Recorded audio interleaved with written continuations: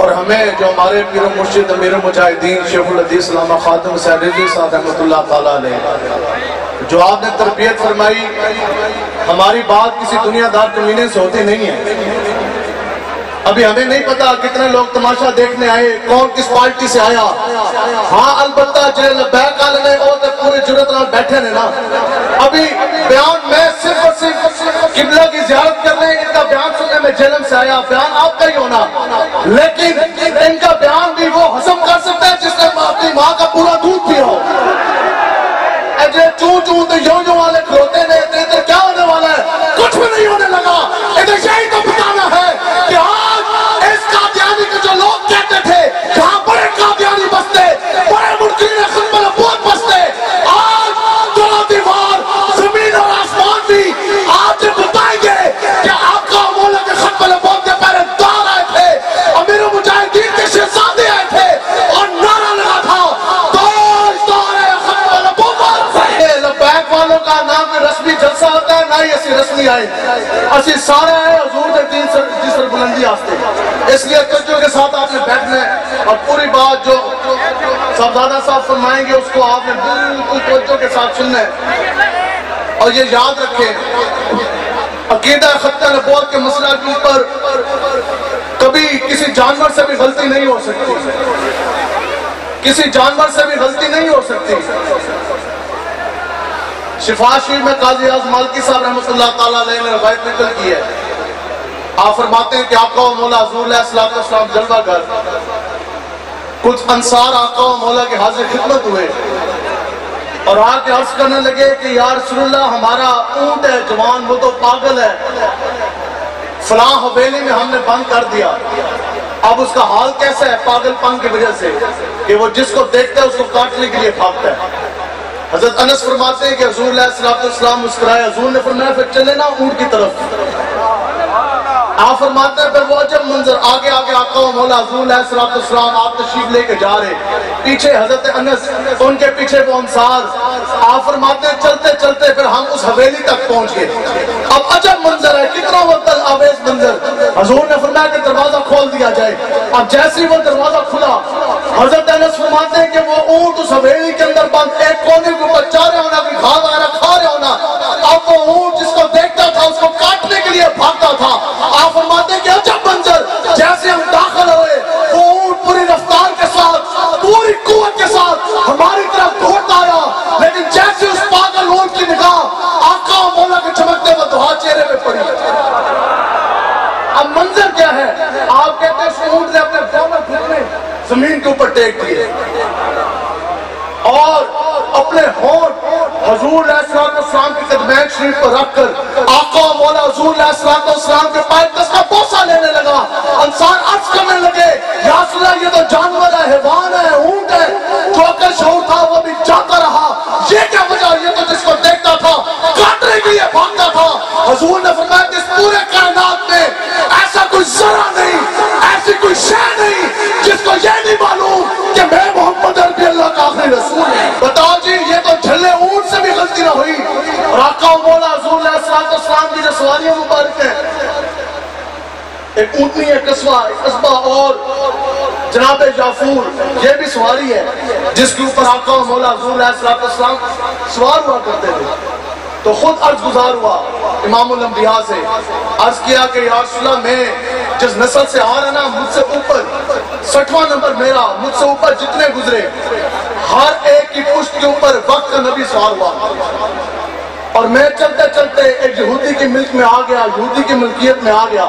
اب ہیں وہ گدھے مبارک، یہ تو سمجھانے کے لیے نا ویسے ہماری زبان چلتی، جن کا نام ہے جناب جعفور، آقا و مولا اس کے اوپر سوار ہوتے۔ عرض اس نے کیا کی کہ یا رسول اللہ میری کان اٹھتے جدوں بھی اس یہودی نے کوشش کی تھی کہ میں سوار ہوں گا، حتیٰ کہ اس کا مالک تھا، اس کو دانے بھی ڈالتا ہوگا، پٹھے بھی دیتا ہوگا، سارا کچھ کیا، لیکن جب بات آ گئی عقیدہ ختم نبوت کی، اپنی وفا کے اظہار کی، تو عرض کرنے لگے یا رسول اللہ جب بھی وہ یہودی میری کمر پر سوار ہونے لگا، میں نے ہمیشہ الٹ کے اس کو نیچے پھینکا، میں کیا میری کمر پر اگر سوار ہوں گے تو وہ جناب امام الانبیاء سوار ہیں۔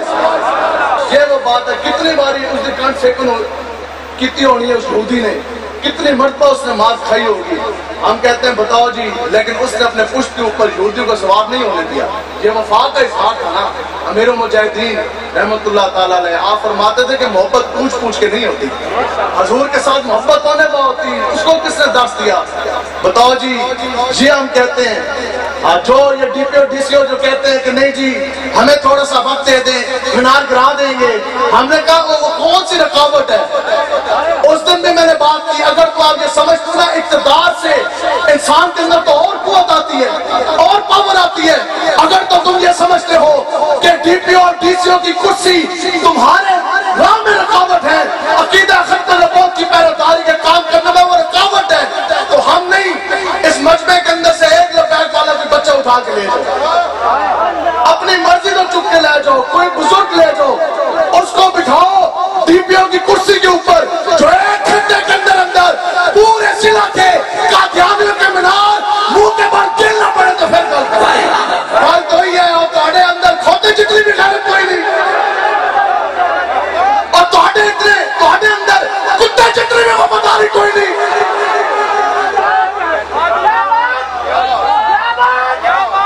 वफा करनी हजूर दे नाल, प्यार करने हमने ते जब गल आ जाए दीन की, जब बात आ जाए लब्बैक की, जब बात आ जाए हुर्मत मुस्तफा की, अमीर मुजाहिदीन फरमा दे फिर सब झुकाना नहीं है, फिर कल इंच करो अगले दिन धूल निकलेगा। अगर कोई शख्स, बस मैं बात समेट रहा हूं, हम ये अधूरी और 2 नंबरी के कायल क्यों नहीं है। आज कितने साल हो गए जब मुल्क पाकिस्तान के, चले आप थोड़े से मुल्क की तरफ आते हैं, फिर हजरत का बयान 76 साल होने को है पाकिस्तान बनने से पहले। आज भी क्या हर गली मोहल्ले के अंदर मस्जिद नहीं है?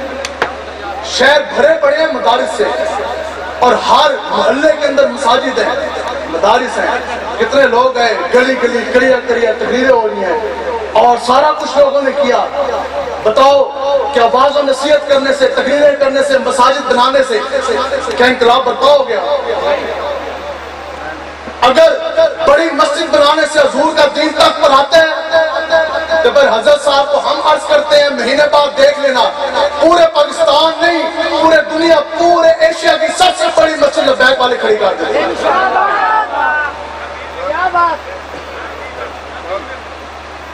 लेकिन इनकलाब हुजूर का दीन सिर्फ मस्जिद बनाने से नहीं आएगा, सिर्फ मदारिस बनाने से नहीं आएगा। ये तो आपको निकलना पड़ेगा। बस ये आज कुफर की पूरी मेहनत क्या थी, पूरी मेहनत क्या है? आज पूरी दुनिया में 4000 से ज्यादा मज़ाहिब हैं, रिलीजन्स, 4000 से ज्यादा मजहब दुनिया के अंदर मौजूद। हिंदू मत, हिंदू ये भी मजहब है, यहूदियत ये भी मजहब है, क्रिश्चियनिटी इस्लामियत ये भी मजहब है, ये सारे तो मज़ाहिब हैं। 4000 से ज्यादा मज़ाहिब इस वक्त दुनिया में मौजूद है, लेकिन दीन अगर है तो वो सिर्फ और सिर्फ इस्लाम है।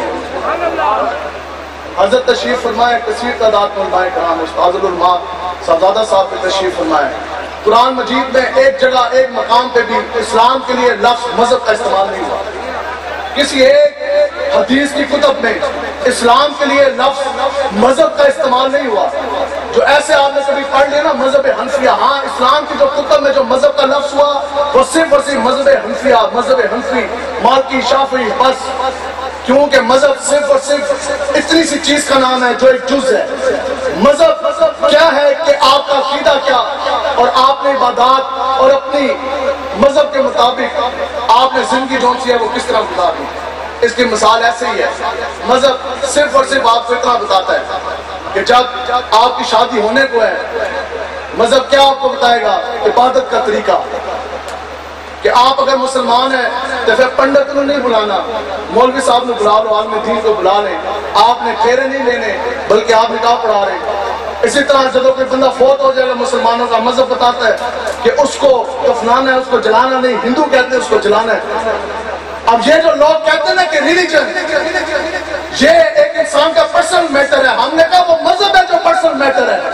आज कोई शख्स वो ये कहे कि मैंने अल्लाह के सामने सजदा नहीं करना, मेरे बुत के आगे झुकना है, हिंदू करते हैं, कोई ममानत नहीं, लाखवारी करें।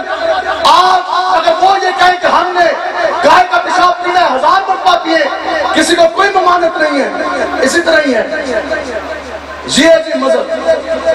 لیکن اسلام کے لیے جو لفظ استعمال ہوا ہے وہ دین ہے. مذہب صرف اور صرف اس چیز کا نام ہے کہ آپ کی طرز زندگی کس طرح اور آپ نے عبادات جو سے ہیں وہ کس طرح کرنی ہیں. بس اسی چیز کا نام مذہب ہے. دین کیا ہے؟ دین کے 3 ایلیمنٹس ہیں، 3 اس کے نقطے ہیں جن کے اوپر یہ مشتمل ہے. سب سے پہلے جو ہے وہ حکومت ہے، سیاست، حکومت. دوسری معیشت، اکانومی. میں خود اکانومی کا اسٹوڈنٹ ہوں. تیسری معاشرت، یہ معاشرہ چلے گا کس طرح؟ بھئی اس چیز میں تو کفر میں اختلاف ہی کوئی نہیں. وہ تو چاہتے ہی یہ تھے کہ اسلام کو باقی کی طرح مذہب بنا دیا جائے، اس کو اتنا کنٹین کرے، اتنا کاٹے، اتنا اس کو محدود کرے کہ اسلام نہ جو ہے وہ بازاروں میں رہے. اب تجارت اسلام کے مطابق نہ باقی رہے. آپ اسلام کو اتنا جو ہے وہ محدود کر لیں کہ اسلام کچہریوں میں نہ رہے، عدالت میں نہ رہے، اسلام معاشرے میں نہ رہے. اب اگر اسلام رہے گا تو صرف اور صرف مسجد اور مدرسے کے اندر رہے گا. آج مسجد کے اندر اللہ اللہ کرے کوئی منع نہیں، مدرسے کے اندر اللہ اللہ کرے کوئی جو ہے وہ منع نہیں. لیکن جب آپ یہ کہیں گے نا لبیک والوں کی طرح کہ نہیں نہیں اب قرآن کی قانون کی حکمرانی مسجد کے بھی اندر ہوگی، تھانے کے اندر بھی ہوگی، یہ ہے دین. نہیں تو مجھے بتائیں جی 5-6 فٹ کا جسم ہے، داڑھی اتنی رکھ لی ہے، کوئی مسئلہ ہے؟ نہیں. پگڑی جس مرضی رنگ دلا لی ہے، مسئلہ ہے؟ گدی پہ بیٹھ جائیں تو بتائیں جی ان سے بڑا گدی نشین کون ہے؟ کوئی اتنا سونا گدی نشین ہے تو وہ بھی آ جائے. آستانہ ان کے پاس ہے، مدرسہ ان کے پاس ہے، لیکن نکل کے خانقاہوں سے ادا کر رسم شبیری. جس شخص کے اندر دینی غیرت نہیں، جس کے اندر دینی حمایت نہیں، اس کی نمازیں، کلمے، تسبیحاں، پیریاں، فقیریاں، مولویت خدا کی قسم اس کے منہ کے اوپر مار دی جائے. سیاستہ کی حدیث مبارکہ حضور علیہ السلام جلوہ گر. حضور علیہ السلام نے فرمایا صحابہ کو، حضور نے فرمایا ابھی جبریل امین حاضر خدمت ہوئے اور کیا عرض کی؟ یا رسول اللہ، اللہ تبارک و تعالیٰ نے مجھے فلاں دور میں زمین کی طرف بھیجا اور حکم دیا کہ جا جبریل فلاں بستی جو ہے وہ پلٹ دے، فلاں بستی کو پلٹ دے. یہ ہے دینی غیرت کی بات. آپ عرض کرتے ہیں کہ یا اللہ پھر میں دنیا کی طرف آیا، اب اس بستی کو اٹھا کے میں نے پلٹنا تھا. تو وہاں ایک ایسے صوفی، ایک ایسے متقی اور پرہیزگار شخص کے اوپر میری نگاہ پڑی کہ جو اتنا زیادہ پرہیزگار تھا کہ آنکھ جھپکنے کے برابر، اتنی سی دیر بھی وہ رب کی یاد سے غافل نہیں ہوا. دن روزوں میں ہے، رات سجدوں میں ہے، چلوں میں ہے. اور پھر وہ کیسی عبادت ہونی جس سے متاثر روح القدس سردار الملائکہ جبریل امین ہو رہے، اور وہ کیسی عبادت ہونی، وہ کیسی پرہیزگاری ہونی کہ جس کی گواہی جبریل امین رب کی بارگاہ میں جا کے دے رہے. یا اللہ حکم کیا، وہ تو بڑا پرہیزگار آدمی ہے. تو اللہ تبارک و تعالیٰ نے کیا فرمایا؟ رب نے فرمایا جبریل واپس لوٹ جا، سب سے پہلے اس بستی کو اٹھا، اکیلے اس بستی کو الٹ دے، پھر باقی عوام کی اوپر پلٹی. وجہ کیا کہ یہ تو ایسا بدبخت ہے کہ جب حدود اللہ پامال ہوتی رہی یہ تو کبھی میدان عمل میں نہ آیا. یہ تو ایسا بدبخت، ایسا بغیرت کہ دین اسلام کے اوپر، نبیوں کی عزت حرمت کے اوپر حملے آتے رہے. اس کے چہرے کا رنگ بھی کبھی متغیر نہ ہوا، اس کی رگوں کے اندر بہنے والا خون وہ بھی کبھی گردش نہ ہوا. میں نے کہا دنیاوی غیرت میرے اور آپ کے اندر اتنی موجود کہ ہم اپنے ماں کے بارے میں بات نہ سنیں، کوئی بات کرے اس کا سر پھاڑ دیں. ہمارے اندر دنیاوی غیرت اتنی موجود کہ اپنے باپ اور دادا کے بارے میں گالی نہ سنے، بکواس نہ سنے، اس کا سر پھاڑ دیں. بتاؤ جی اپنی ماں کے بارے میں گالی نہ سنے تو سیدہ کائنات کے بارے میں کوئی کتا پھونک جائے ہم سے کس طرح برداشت کرے؟ اپنے باپ دادا کے بارے میں ہم گالی نہ سنے، کوئی ابو بکر صدیق، فاروق اعظم، عثمان غنی، حیدر کرار کے بارے میں کوئی کتا پھونک جائے، وہ کس طرح برداشت کرے؟ لیکن اقبال کہتا ہے غیرت بڑی چیز ہے جانے تو گردوں میں جناب دیا درویش کو تاج سر دارا. اور اقبال کہتا ہے کہ اگر تو اپنے آپ سے تو خبردار رہے، اقبال کہتا ہے کہ تنہوں پتہ نا کہ اگر تو اپنی حقیقت سے خبردار رہے، نہ سیاہ دن رہے نہ سیاہ کار رہے. اقبال کہتا ہے تو اپنا مقام سمجھ، دیار عشق میں اپنا مقام پیدا کر، اور نیا زمانہ نئے صبح و شام پیدا کر. نہ تو زمین کے لیے نہ آسمان کے لیے، یہ جہاں ہے تیرے لیے اور تو نہیں جہاں کے لیے. کون کون حضور علیہ السلام کی دین کی سربلندی کے لیے آیا؟ ہاتھ اٹھائیں گے. کوئی آیا ہے پی ٹی آئی آنے آستے؟ کوئی آیا ہے نون کے لیے؟ کیا یہ جوانی آپ کی اس لیے ہے کہ آپ جھنڈا کبھی نون کا اٹھا لیں، پھر مفاد ہے حکومت دوسری طرف جا رہی ہے وہاں ادھر کی چل گئی، پھر آپ جو ہے وہ جھنڈا کبھی پی ٹی آئی کا اٹھا لیں؟ نہیں، اس ہاتھ کے اندر اگر جھنڈا رہے گا تو انشاءاللہ لبیک کا جھنڈا رہے گا۔ محنت کرنی ہے، تحریک لبیک کا ساتھ دیں، آج لے ان کی پناہ، آج مدد مانگیں سے امیر المجاہدین رحمت اللہ تعالیٰ لے۔ آج یہ وقت ہم تک کیوں آ گئے؟ کرپشن تو پہلی بھی ہوئی، جب سے پاکستان بنا ٹیکنوکریسی بھی ہے، بیوروکریسی بھی ہے، اس وقت سے ان کے یونٹ بھی فری ہیں، اس وقت سے یہ افسر شاہی بھی ہے، اس وقت سے بندن مانی ہے، ہر کسی نے ملک پاکستان کو اٹھایا۔ یہ حالات نہیں پیدا ہوئے، یہ کیوں حالات پیدا ہوئے؟